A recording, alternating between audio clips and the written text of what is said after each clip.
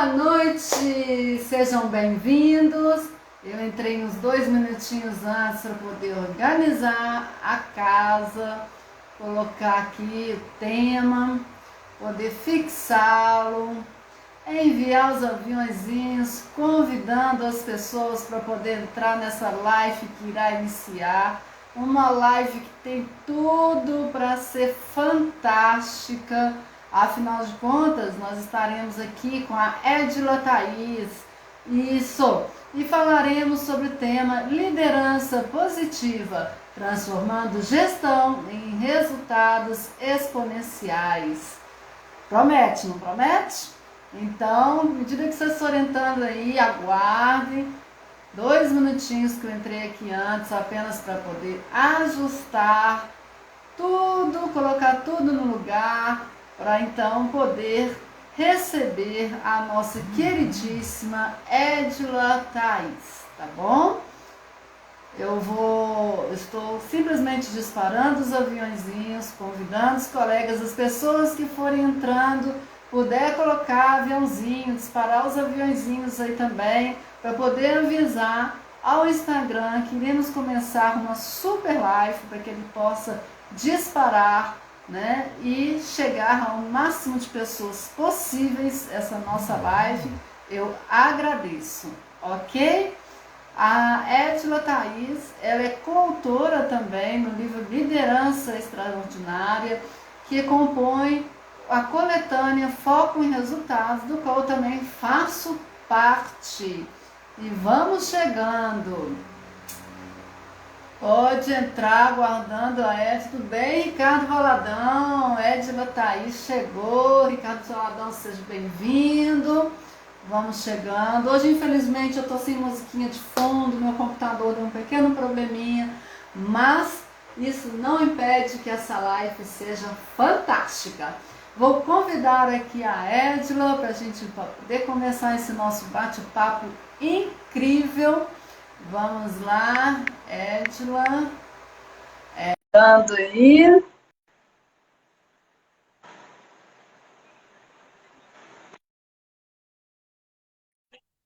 Aí, vamos ver. Edila, seja bem-vinda, Edila. Ei, tá joia, Dani? Tudo bem, e você? Tudo jóia. Que maravilha! Eu entrei um pouquinho antes para poder organizar as coisas e aí eu comecei a falar um pouquinho, né, sobre a coletânea, né, Foco em Resultados, do qual nós duas fazemos parte como coautora. Você está no livro Liderança Extraordinária, não é isso? Isso mesmo. É uma E coleção muito importante, né, Dani? E assim, vai fazer uma revolução. A gente tem certeza que ela vai fazer uma revolução. Vamos falar aqui no Brasil mesmo, porque ela traz informações, em 6 livros, e informações de todas as áreas. sim, e não só no Brasil, inclusive nós temos coautores fora do Brasil também, né? Uma coletânea internacional.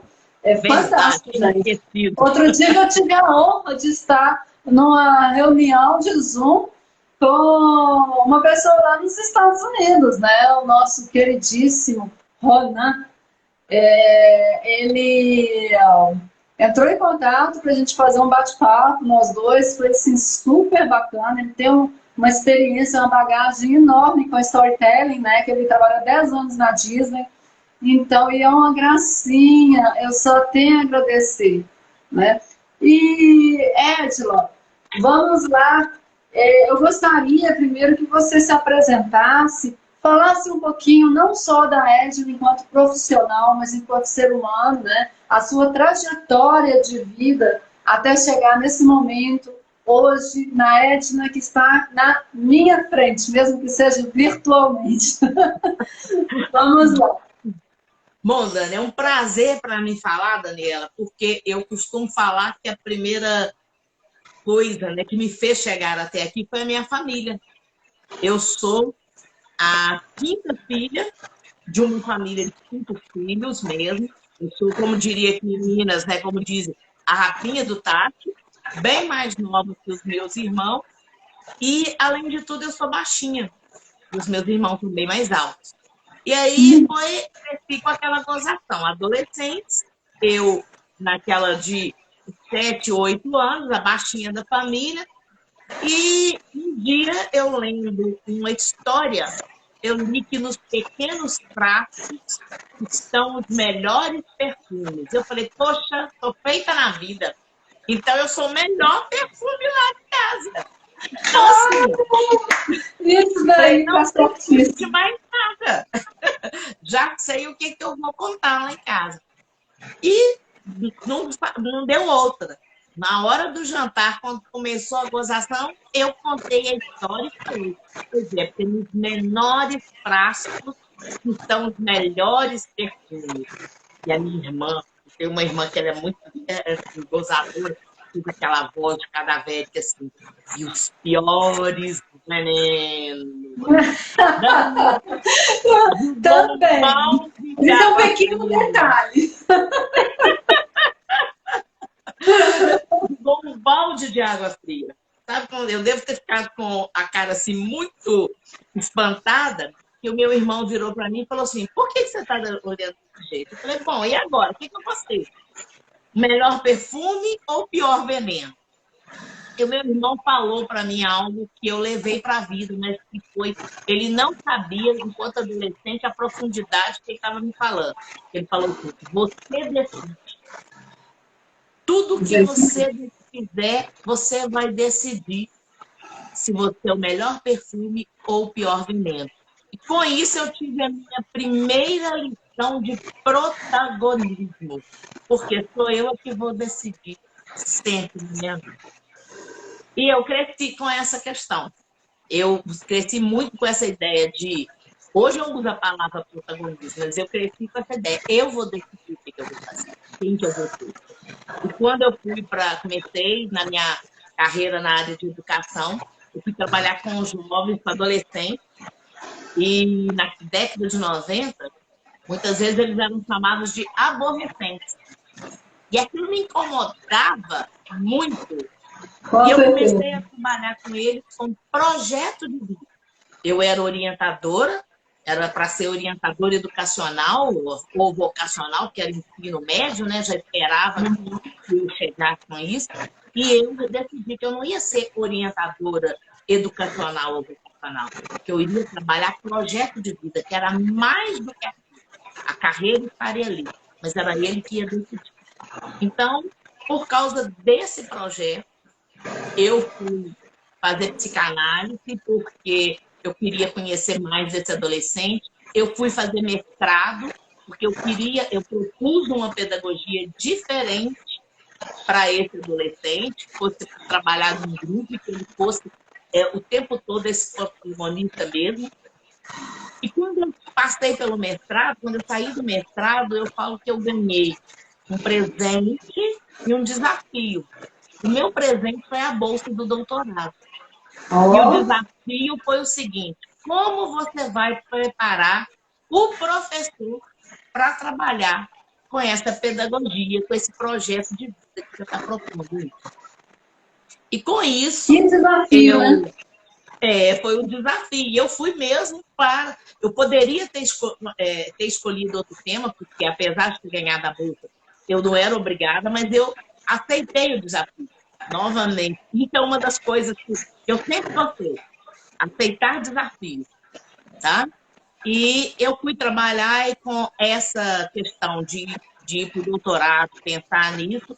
Eu comecei a trabalhar, deixei de trabalhar com adolescentes, passei a trabalhar com professores, com adultos, a treinar professores, e a partir daí eu fui depois para a área de gestão, porque a ideia era exatamente, né, como é que você agora, depois que você já tem esse projeto, como é que você vai criar essa escola para além dos muros da escola. E eu fui para uma gerência que era uma gerência interdisciplinar. Dentro da gerência, a gente tinha 8 equipes e 11 projetos. E a gente trabalhava com a saúde, trabalhava com a segurança, trabalhava com assistência, trabalhava com adolescente, trabalhava com a família.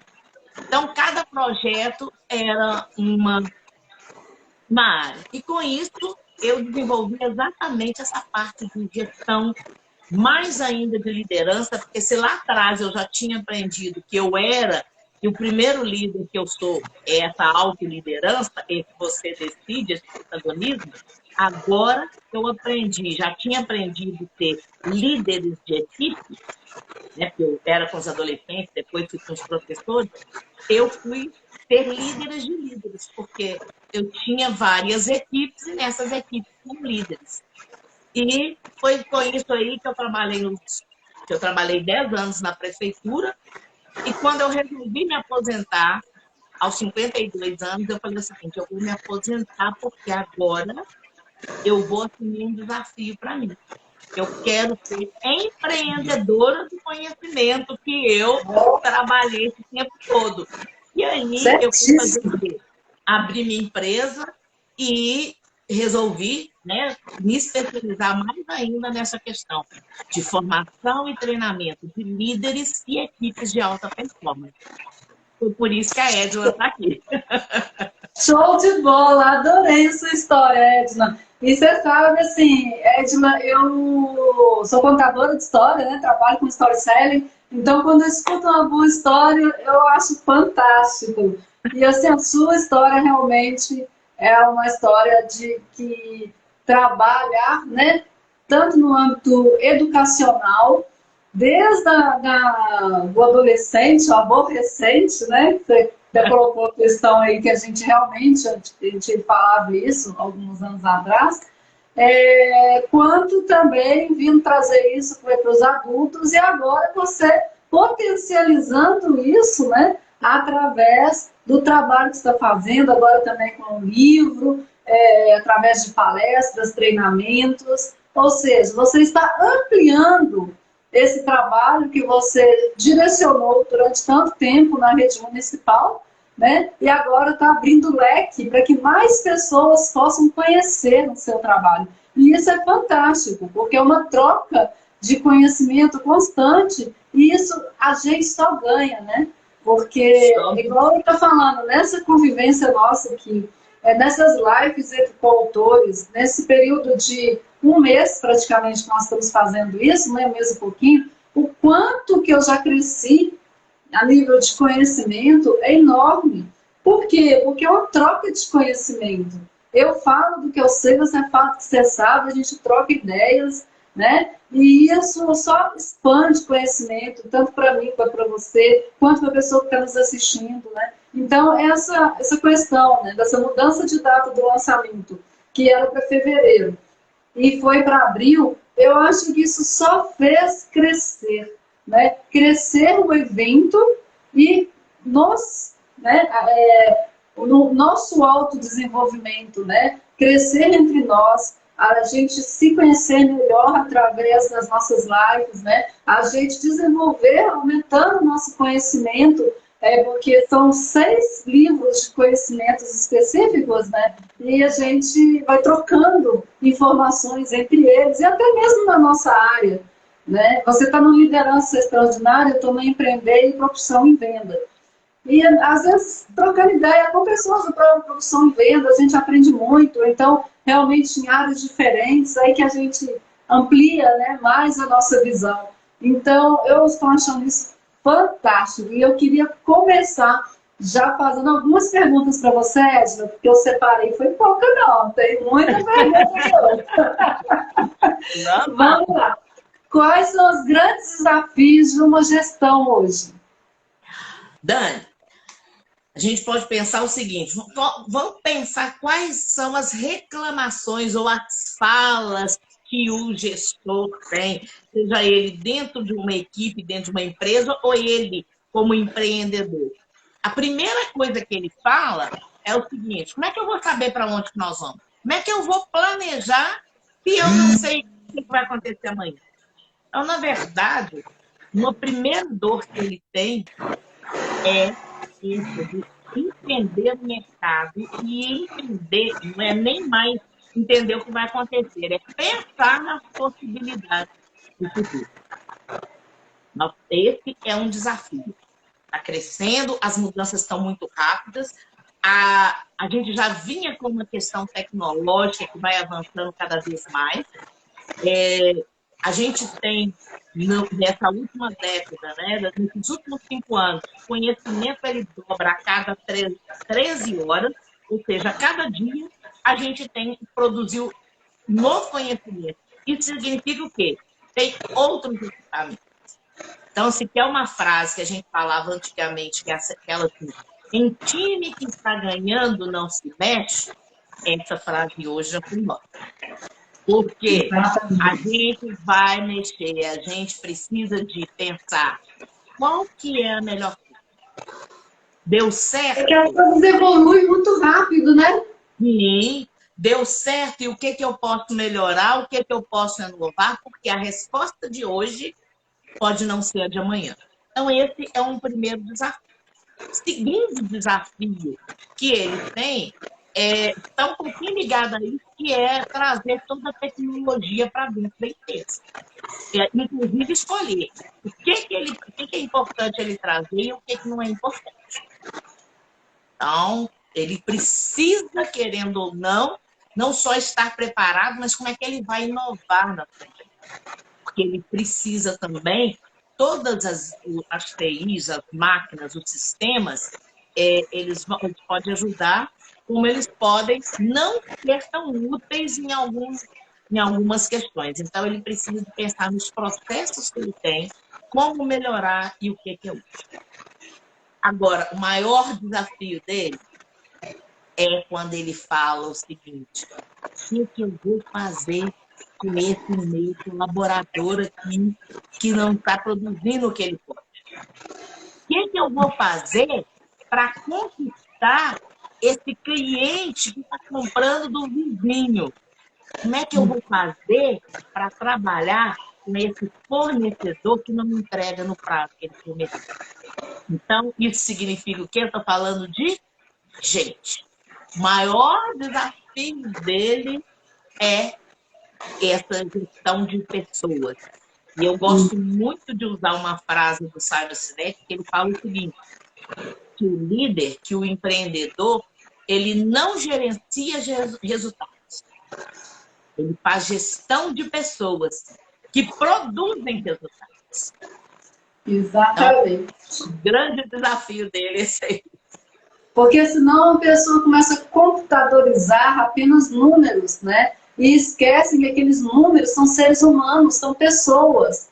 E aí a questão, né? Estava tendo uma live agora, hoje mesmo, às 6h30, uma live falando a questão da humanização.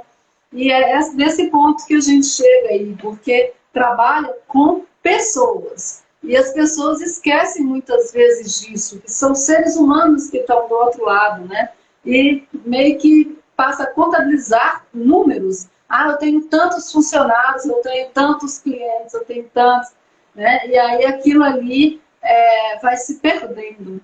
Agora me fala uma coisa. Pode falar uma coisa antes? Tem Sim. algo muito importante nisso aí, que é o seguinte, ele começa, quando ele olha para números, ele começa a fazer aquela cultura do final da linha, ou seja, ele só vê se no final deu positivo ou negativo, se alcançou ou não alcançou o resultado. Mas ele esquece, se ele esquecer de olhar esse processo, às vezes ele pode até ter dado um resultado positivo, mas o processo poderia ter sido muito melhor, eu perderia menos pessoas e eu poderia inovar mais se eu tivesse utilizado as pessoas de uma forma certa, correta. Então, ele precisa, quando ele pensa, a primeira questão que ele precisa mudar é essa aí, ó. Deixar de olhar só o final, igual você falou, os números, para olhar o todo.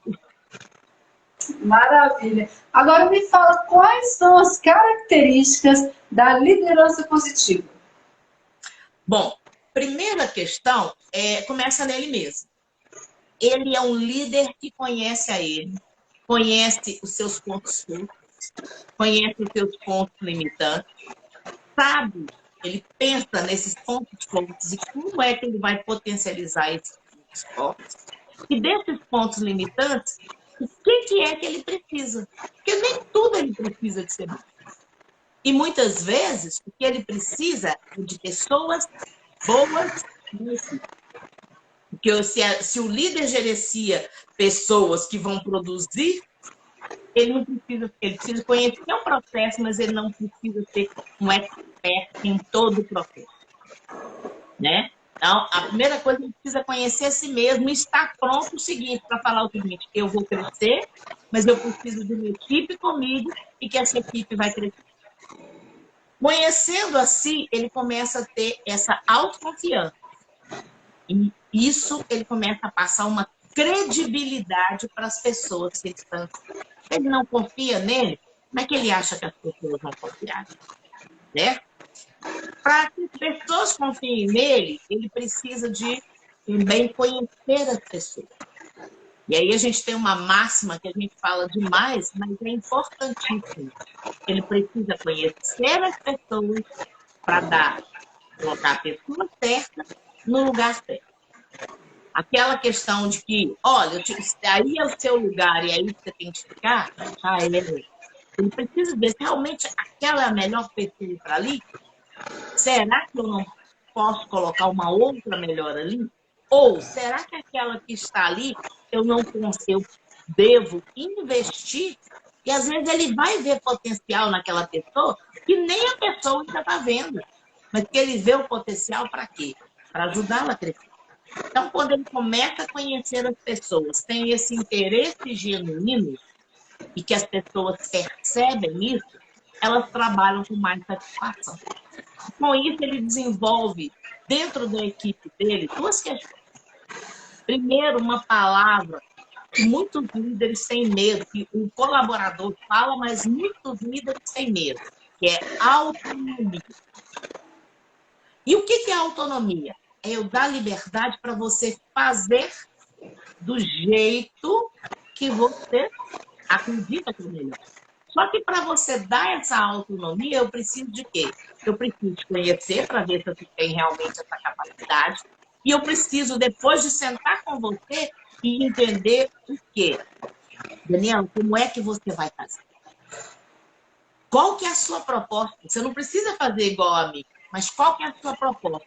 À medida que eu vejo que você tem capacidade, poxa, vamos então, se precisar, eu estou aqui. E aí ele vai fazendo exatamente essa autonomia que ele dá, está ligada com a autorresponsabilização. Eu estou te dando a autonomia, Daniel, mas você é responsável por verificar se está indo bem. Qualquer coisa, eu estou aqui para te ajudar. E eu vou acompanhar, não é aquele, Dani, tá dando certo? Não, eu vou ali, por perto, para você saber que eu estou confiando em você, mas se precisar, eu estou aqui. Então, é um segundo ponto, ele conhecer as pessoas. E com isso, ele, sabendo que ele tem uma equipe ali que é capaz, ele mudar a cultura dentro da empresa, que é como ele olha o erro. Porque como é que a gente é acostumada a ver o erro? Vamos lembrar lá de trás, lá da época de escola, o que era o erro para nós? É aquilo que você simplesmente cortava e fala assim, joga fora, não está certo. Mas o erro é um lugar de aprendizagem. E aí o que eu posso fazer? É mudar essa questão de cultura. Vamos aprender. E eu passo, mudar a cultura significa que eu passo a não ver sucesso ou fracasso. Eu passo a ver como resultado. O resultado foi bom? Foi. Aí eu tenho de analisar. Esse resultado, essa estratégia que eu usei, ela dá para ser repetida? Porque se, de repente, ela, apesar de ter dado resultado, ela não é a melhor estratégia. Então, qual que é a melhor estratégia? E se o resultado não for bom? O que é que eu posso aprender? Que estratégia que eu vou usar? Até onde eu fui e o que é que eu posso mudar? O que eu preciso fazer? Quando ele faz isso, ele começa a fazer uma outra questão, não só a mudar, né, esse medo das pessoas, como também ele vai fazer com que as pessoas possam falar e ser ouvida. Ao invés da gente perguntar quem que é o culpado, nós vamos falar, vamos lá, gente, como é que, qual que é a proposta? No momento que essas pessoas perceberem que elas têm autonomia, que elas são ouvidas e que elas também podem errar, mas elas têm a oportunidade ali de aprender, e todo mundo acertar, ele cria duas coisas nessa equipe. Primeiro, senso de pertencimento. Aquela ideia de que eu faço parte. Não é aquele negócio de, eu visto a camisa da empresa. Não. Eu faço parte dessa equipe. Essa equipe me ouve. Eu tenho uma contribuição para ela. E segundo, eu tenho, além do pertencimento que traz o engajamento, eu tenho o quê? Oportunidades de um colaborar com o outro. Então, dentro dessa minha equipe, eu passo a ter uma inteligência colaborativa. Eu não quero ser melhor que você. Eu quero fazer o meu bem, vou ver se você fazer o seu papel bem, e na hora que eu precisar, você me ajudar e eu te ajudar. Essa é a ideia da inteligência colaborativa. Então, ele muda toda essa equipe, toda essa estrutura. Então, seria assim que os líderes positivos constroem uma cultura positiva? Sim, é mudando essa ideia. Então, a gente tem a mudança de ideia, vem a partir de como é que eu trato o outro, o respeito, o ouvir o outro, o dar a importância para o outro, o valorizar, e saber que muitas vezes ele vai também errar. Todos nós erramos. Então, como é que nós vamos aprender isso aí? E trazer sempre essa comunicação afetiva, que é uma comunicação sincera, mas com confiança, e dar para ele esse feedback. E esperar ouvir esse feedback também. Porque ele tem que fazer. Interessante. Então, a liderança positiva é mais um tipo de liderança ou é um estilo de vida? Dani, para mim, é um estilo de vida. Por que você acha que é um estilo de vida? Primeiro, porque você começa a olhar para você com essa questão de que eu não sou completo, eu tenho pontos positivos, pontos fortes que eu tenho de potencializar, mas eu vou ser completo com ele. E aí aquela ideia de que eu tenho de crescer, a gente deixa de pensar que eu tenho de crescer e que a equipe tem de crescer. Eu vou investir nos outros para que eles cresçam também. E É aquela crescer, questão da... olha o que a gente aprendeu aqui, né? É a parceria, né? É o conjunto, né? É o pensar no conjunto e não em si próprio. Aí eu vou aproveitar e te fazer mais uma pergunta. Por que a liderança positiva potencializa a competitividade da sua equipe e da sua empresa? Promove uma equipe engajada, feliz e desejosa de se aprimorar cada vez mais? Bom, pensa bem. Primeiro, as pessoas são valorizadas. Elas estão colocadas naquele lugar que elas podem, que elas gostam de fazer, que elas sabem fazer e que elas podem aprender a fazer melhor. Porque esse é um investimento de crescimento. Segundo, há um respeito mútuo.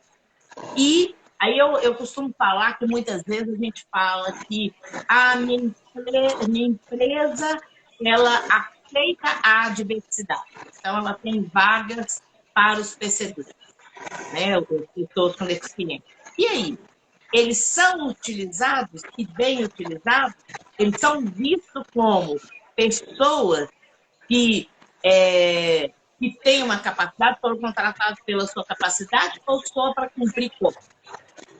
Depois a gente fala assim, a minha empresa é inclusiva. Inclusiva por quê?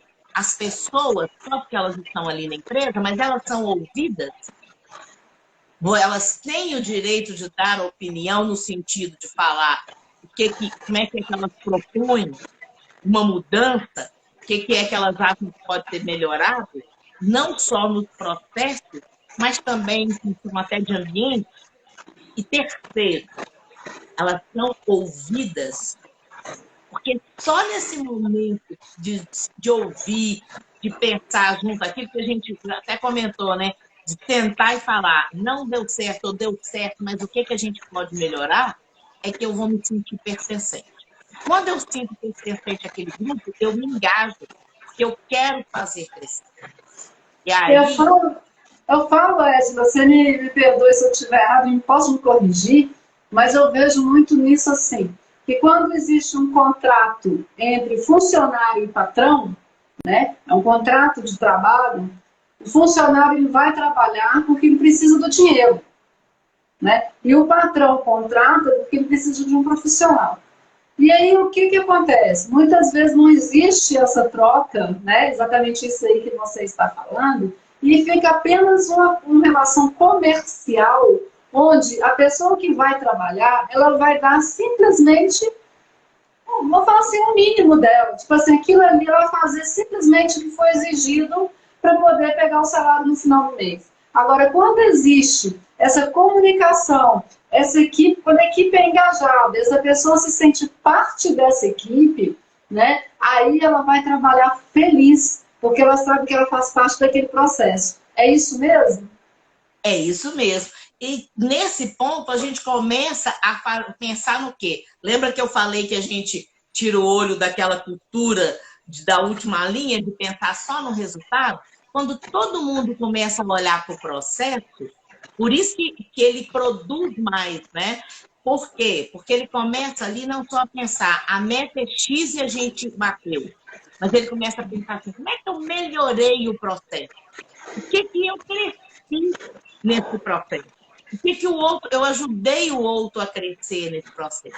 E a empresa, o líder, o empreendedor que consegue fazer isso, é aquele que tem uma visão não só do número, do objetivo numérico, mas ele tem uma visão de longo prazo seguinte, aonde que nós queremos chegar?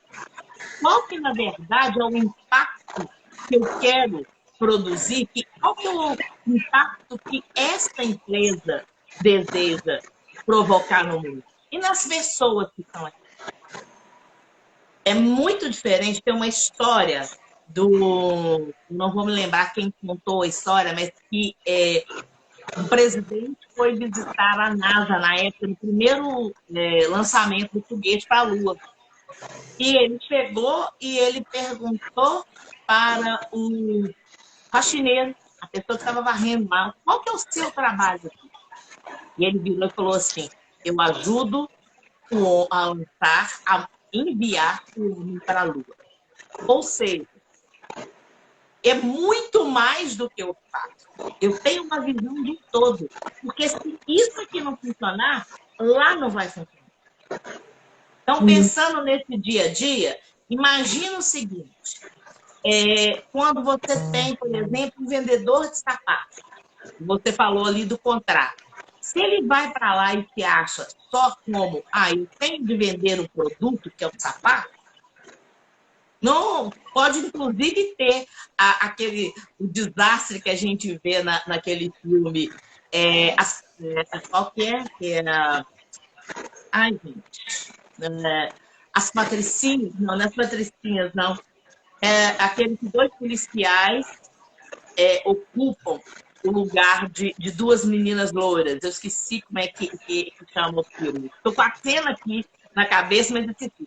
Mas é muito interessante que ele, vestido de mulher, vai lá para experimentar uma roupa. E, claro, ele vai ficar. Lembra qual que é o filme? As branquelas, não? As branquelas, isso mesmo, isso. As branquelas. Ele fala com a menina que ele calça 42 e ela pede um sapato 38. E aí, quando ele está todo desencorçado lá naquela roupa apertada, a vendedora vira para ele e fala assim, ficou linda. Se você não comprar, eu compro. E aí, nesse momento que ela respira, vai botão para tudo quanto é lado. Ou seja, eu estou ali mentindo. Eu só estou batendo uma meta, eu não estou me importando. Mas se eu sei que, na verdade, quando a pessoa entra ali, eu estou vendendo para ela uma autoestima, eu estou vendendo para ela um conforto, sabe? Faz toda a diferença. Eu me lembro que tinha uma loja que eu gostava muito de comprar, e sapato.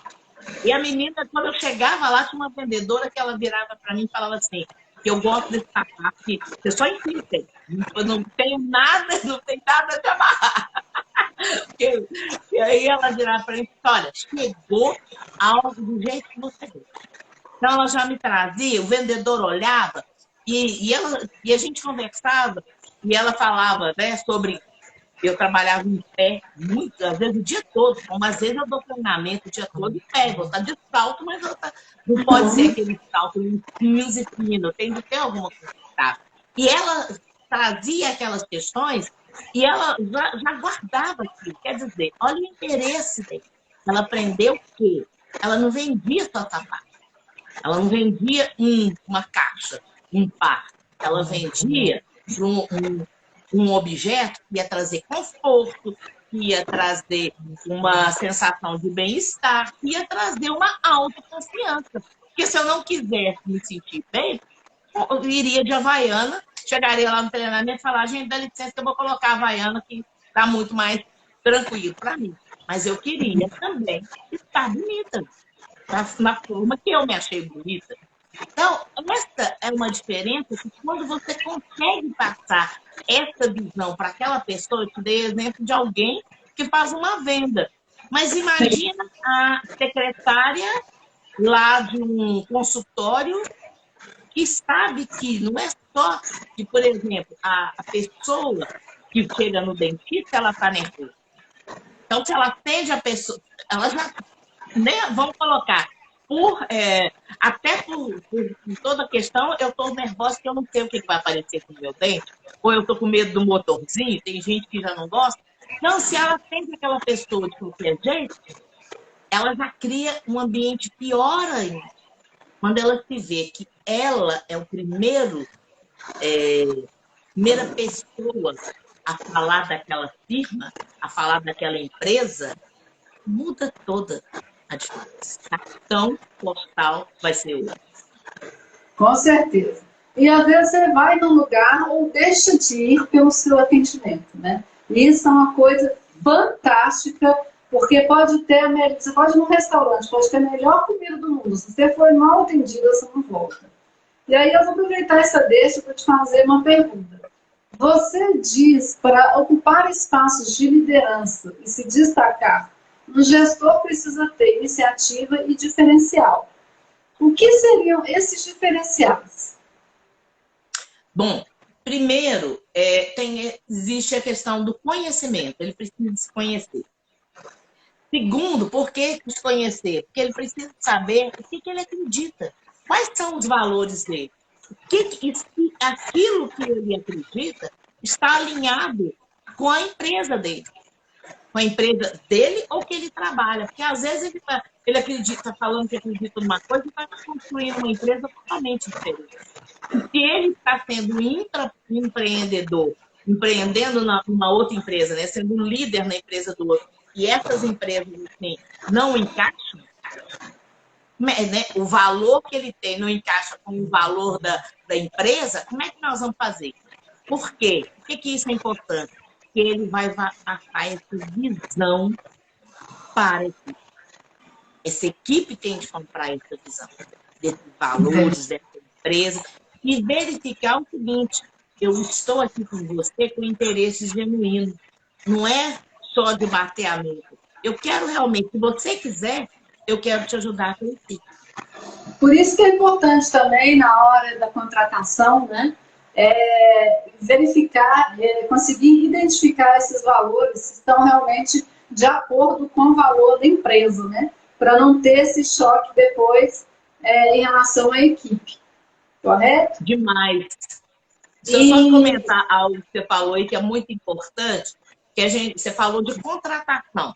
E é muito interessante que talvez um dos momentos que a empresa peque muito é que ela contrata muito rápido, porque ela quer o quê? Ela quer alguém, perdeu alguém, precisa de alguém para aquele lugar. E às vezes ela vê que a pessoa não está dando certo e ela custa demitir. E aí, quando vai, o processo já é muito pior. a gente precisa, se a gente quer evitar um turnover, uma saída demais das pessoas, a gente precisa realmente fazer isso que você falou. Fazer um processo de seleção onde a gente, primeiro, desenha uma vaga direito. Qual que é? O que que essa pessoa vai fazer? E para ela fazer as atividades, quais as características que ela precisa de ter? Porque existem coisas diferentes. Habilidades eu posso treinar, mas características comportamentais, as chamadas soft skills, isso eu não E, treino. muito, e a maior parte das vezes, o processo seletivo, eles dão mais valor ao conhecimento técnico do que realmente o ser humano, né, que está ali, que é exatamente essa questão de valores e tudo. Mas a gente, aproveitando que nós estamos falando sobre essa questão, né, sobre essa liderança positiva e pensando que esses valores vão embutidos na pessoa, que esses valores têm que estar de acordo com a empresa, eu te faço uma pergunta. A liderança positiva torna o hoje melhor do que ontem? Ou seja, qual o legado que a liderança positiva deixa? Qual a transformação que a liderança positiva causa na equipe? A primeira questão é o seguinte, ela causa essa mudança de atitude. Porque é como se fosse aquela onda que vai tomando conta dos outros. Ou seja, se eu sei que eu sou valorizado, que eu sou respeitado, que as pessoas me dão capacidade para desenvolver o que eu tenho, né? Que eu já tenho, mas também crescer, desenvolver-me como pessoa e como profissional, se eu estou incentivada a isso, eu também vou querer o quê? Eu vou olhar para o outro e vou querer ajudar, que é o que eu chamei antes de inteligência colaborativa. Um líder positivo, esse que transforma a sua gestão em resultados exponenciais, ele não pensa só nele como pessoa que vai ser feliz, desenvolver e crescer. Ele leva todo mundo. Ele sabe que cada ação dele causa um impacto ali. Imagina, por exemplo, se você, enquanto líder, eu me lembro de uma vez que dentro num grupo de alunos, eu achei que eu tinha passado para eles um texto e cheguei e perguntei para eles, gente, vocês leram e tudo mais e tal? E eles viraram para mim e falaram que não, que eu não tinha passado. E a minha fala para eles foi, gente, me desculpe, eu estou cobrando de vocês algo que eu não dei. E aí uma aluna virou para mim e falou, professora, a senhora não precisa pedir desculpa, não. Não tem problema nenhum se ela não ter esquecido. Eu falei, não, tudo bem, eu esqueci. Mas eu tenho de pedir desculpa para você, porque eu cobrei de você, perguntei se você tinha lido algo que eu não possibilitei que você fez. Porque eu tinha dado atividade, mas não mandei o texto para eles, que eles pudessem ler. Então, alguns leram e conseguiram na internet, mas eu não propiciei o material para todo mundo, que era a base. E isso é algo que, por exemplo, a empresa precisa pensar. Você falou aí, por exemplo, da contratação. Eu contrato uma pessoa para trabalhar. Eu estou providenciando para que ela tenha um salário adequado? Eu estou dando para ela um ambiente adequado, um material adequado? Claro que a gente tem um outro lado, né? O que é que eu posso fazer com aquilo que eu tenho? Mas eu não posso me contentar como empresa de falar assim, dá para fazer, ele que se vira. Lembra de uma expressão que acontecia uns tempos atrás? Se vira nos 30? Poxa, se eu não te dei o material, como é que eu vou te pedir que você se vire? Eu gosto muito de uma frase do Mário Sérgio Cortella, que na verdade ele fala, mas a frase não é dele, não. É de um pensador lá, de filósofo lá atrás. Ele fala assim, o que a gente pode fazer de melhor com as condições que a gente tem hoje, enquanto as condições ideais elas não chegam. Então, é Sim. preciso pensar isso. Que condições ideais eu posso oferecer hoje? Pode não ser as melhores, mas quais que eu posso oferecer? E aí eu vou trazer esse colaborador e mostrar para ele, né, esse valor que nós vamos tentar colocar. Mas sempre que eu puder, eu vou melhorar essa situação, para que ele também se sinta valorizado. Poxa, estão me dando as condições, eu tenho de produzir, eu tenho de crescer. É isso aí, com certeza. Vocês costumam dizer também, Edila, que o legado de um líder inicia no dia em que ele assume a responsabilidade de liderar. Como a liderança pode fazer para tornar sua gestão para resultados exponenciais acima dos resultados desejados? Bom, existe uma coisa que é muito importante, que é o seguinte, né? O quanto eu me responsabilizo pelo crescimento dessa equipe. O quanto realmente eu estou preocupada com isso. Preocupada no sentido de todo mundo crescer. Quanto é, e aí começa com a questão de eu assumir, por exemplo, a autoliderança. Quanto é que eu estou liderando para que eu cresça? E o quanto é que eu assumo que eu impacto a vida dessas pessoas? Eu estava conversando hoje com um amigo e eu falo o seguinte, que o dia que o professor, por exemplo, ele se vê como líder de uma sala, o papel dele muda. Tem professor que ainda não tem essa postura de líder. Eu estou ali para ajudar a equipe a crescer. Então, isso é muito importante. O que é que eu posso fazer? Essa sala de aula, esses meus alunos, eu vou tratá-los com respeito, ver que eles têm capacidade e trazer para um outro nível. E cabe a mim também encorajá-los. Agora, pensa isso do lado de cá, dentro da empresa. Então, o professor também é um líder lá na escola. E dentro da empresa, muitas vezes eu estou ali cobrando do meu colaborador, mas eu não tenho esse empenho de olhar para esse colaborador, respeitá-lo e proporcionar uma questão de que ele pode crescer.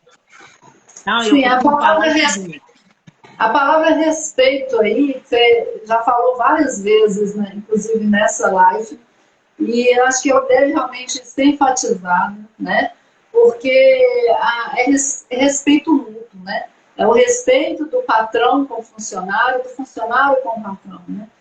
Muitas vezes a pessoa chega e fala assim, eu acabei de entrar na empresa e todo mundo só fala mal do chefe.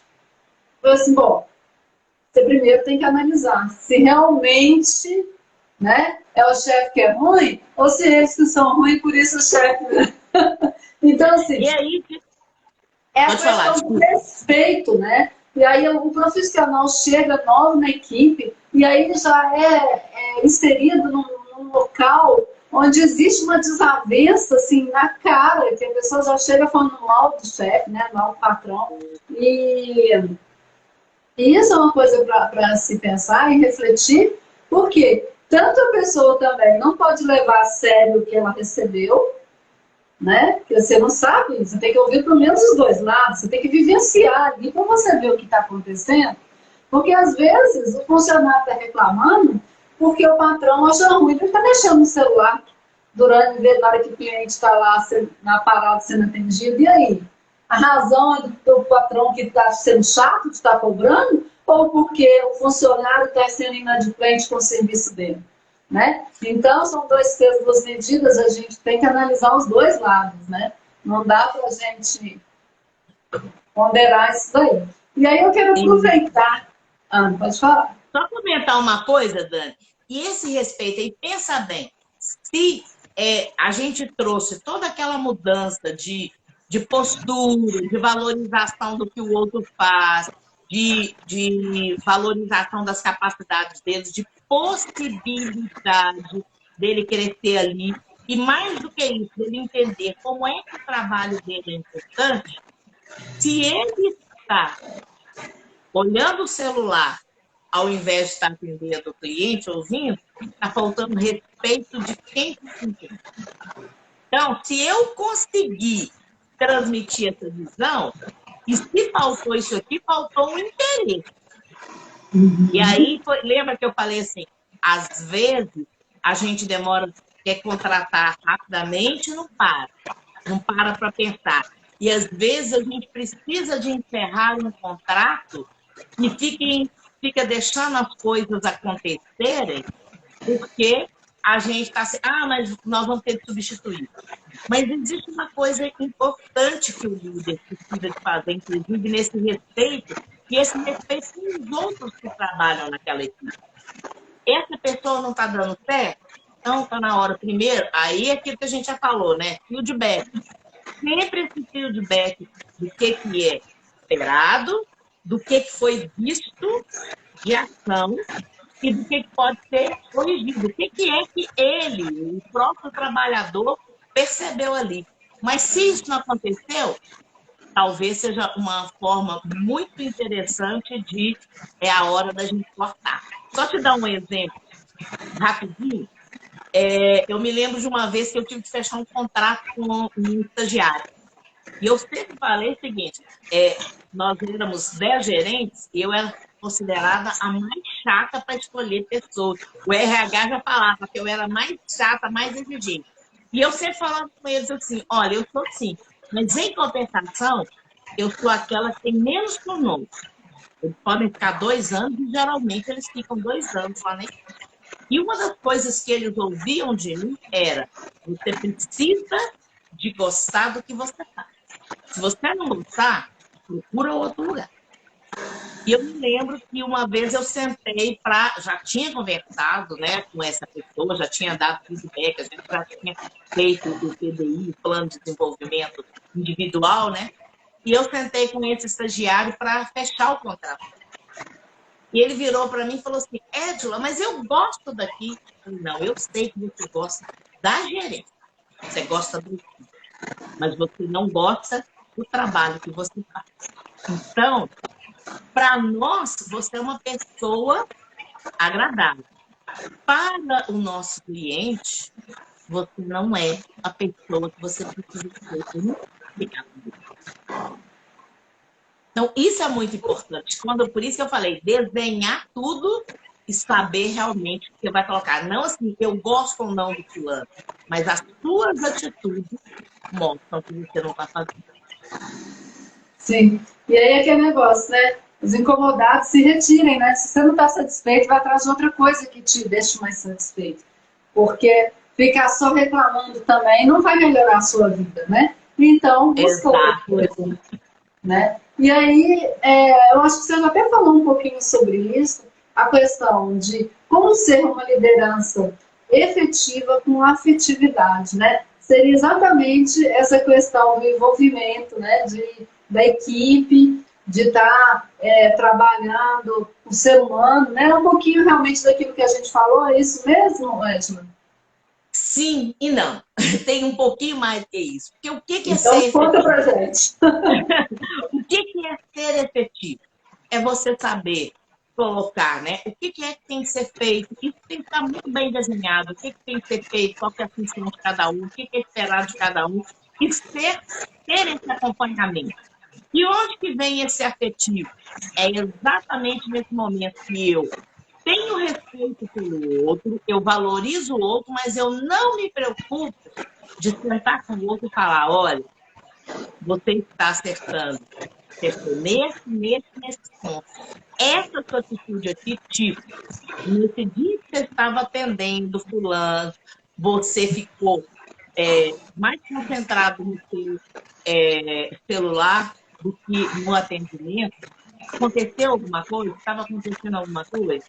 Ou isso tem que ser, às vezes você vai até falar, isso tem repetido várias vezes. Então, para a pessoa perceber, o afetivo não te deixa a ideia que você não vai corrigir. Você não vai esperar também uma excelência e colocar pontos de melhoria. Eu gosto muito de dar um exemplo, porque muitas vezes as pessoas, os empreendedores, os líderes, eles têm medo de dar feedback. E aí eles cometem aquele erro grande. Você tem uma equipe com 10 pessoas. 8 estão chegando na hora e 2 sempre estão atrasando. Aí você chega, ao invés de falar assim, gente, eu estou muito feliz, 80% da equipe tem chegado na hora, que bom, vocês estão de parabéns. Muitas vezes o líder chega e fala assim, eu queria valorizar quem está chegando cedo, não é? O líder chega e fala assim, gente, está acontecendo algum problema aqui, porque a gente está tendo muito atraso. Poxa vida, para quando tem 80% da equipe, você fala do atraso de 20%, você perdeu a equipe ali. Você não valorizou. Então, você chegar e falar, e depois chamar esses dois à parte e falar, fulano, em tantos dias eu percebi que aconteceram tantos atrasos. Tem alguma coisa acontecendo? Lembra daquilo de ser ouvido? Tem alguma coisa acontecendo? De repente, é uma mulher que o filho agora está ficando na creche e só abre às 8. Eu não abre 15 para 8. Então, quando está acontecendo isso, o que é que eu posso fazer? Tem algo que a empresa pode fazer? De repente, é mudar o horário dela. Ah, mas todo mundo chega às 8. Será que ela chegar às 8h30 e fizer menos 30 minutos na hora do almoço, ou ficar 30 minutos depois e a gente organizar algo que ela possa fazer? Então, quer dizer, isso é ser efetivo com a afetividade. Eu posso ouvir o outro, eu penso no que o outro pode melhorar, pode contribuir, mas eu ouço o outro e vejo o que é que a gente pode fazer. Não é só aquela ideia da correção. Acho que ficou bem claro. Beleza. E como alcançar os resultados além dos esperados, mantendo um ambiente saudável? Bom, primeira questão, eu acho que tem uma coisa muito importante nisso tudo, que a gente tem de acabar com aquela cultura de, gente, isso é para amanhã. A gente precisa de conhecer para não causar tanto estresse. Mas mais do que isso, quando todas as vezes que chega um planejamento, algo a fazer, se a gente senta com a equipe, ou se a gente já sabe, né? Às vezes é uma rotina mental ou diária, onde sai cada um estabelecido, e o que eu faço? Eu começo a trabalhar ali, pensar em inovações que a gente pode fazer. Pensar com a equipe. Eu costumo dizer o seguinte, quando eu era gerente, que eu me reunia com os outros gerentes, eu trazia com eles, né, o problema, eu sempre trazia o seguinte, na minha cabeça, eu já tinha essa ideia de como é que poderia se solucionar. Eu tinha o meu chamado plano A, ou o meu era chamado plano B, porque eu não colocava esse plano para eles e falava, gente, o que vocês acham que a gente pode fazer? Então, a gente ouvia e o meu passava a ser mais uma outra parte que eu complementava, ou às vezes nem complementava. E ali a gente construindo. Nesse sentido, todo mundo sentiu o quê? Responsável. E nesse sentido, quando você se sente responsável, você cria um resultado muito mais exponencial, porque não é a sua meta, é a nossa meta. É aquilo que nós vamos comemorar daqui a uns dias, não é no final do ano com bônus, não. Nós queremos bônus de final do ano, sim, mas daqui a uns dias nós vamos comemorar porque a gente emplacou aquele projeto que a gente pensou. E quando a gente percebe que aquilo que a gente pensou deu certo, da próxima vez a gente fala assim, nossa, eu quero ter mais essa participação. Eu posso te ouvir. Então, quanto mais eu abro essa oportunidade, mais a gente deixa de olhar só para os números e cria todo esse processo de melhoria. Seria gerar um engajamento, né? Exatamente.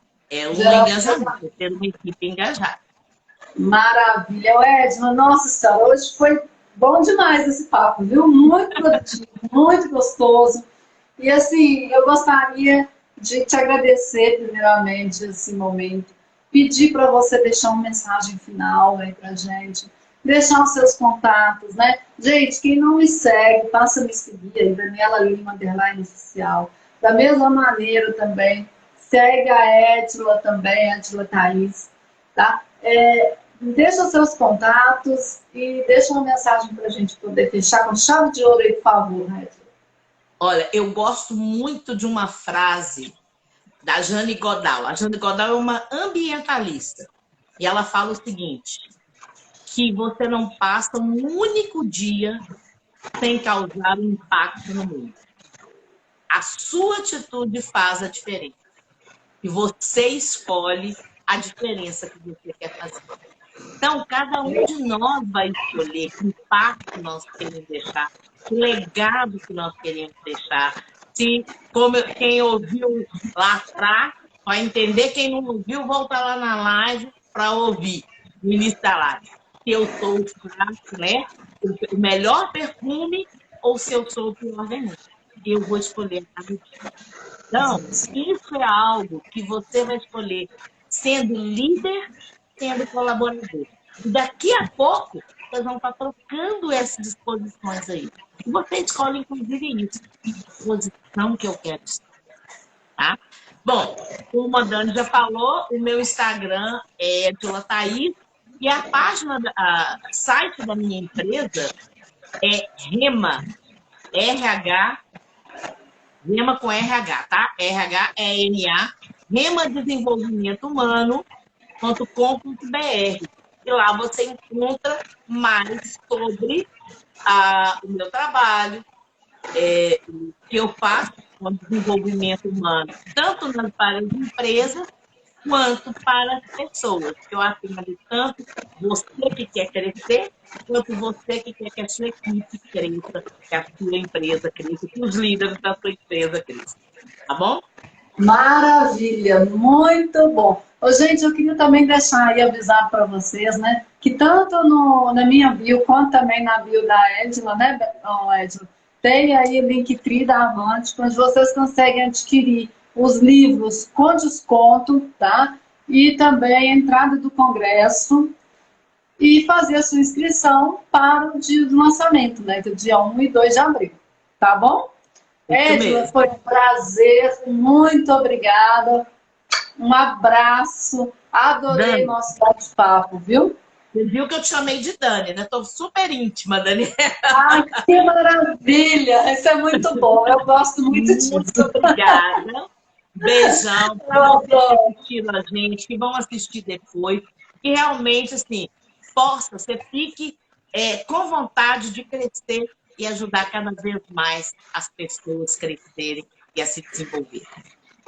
Maravilha, muito obrigada. Gratidão. Um abraço para você. Tchau, gente. Tchau, um abraço.